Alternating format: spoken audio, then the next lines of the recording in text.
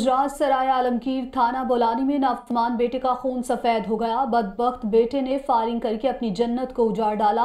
नौजवान ने अपने दोस्त की मदद से अपनी वालिदा को फायरिंग करके कत्ल कर दिया। पुलिस ने मुकदमा दर्ज करके मुल्जिमान की गिरफ्तारी के लिए छापे मारना शुरू कर दिए हैं। इसी पर बात करेंगे। अब्दुल सलाम मिर्जा हमारे साथ मौजूद हैं। अब्दुल सलाम, आगाह कीजिएगा।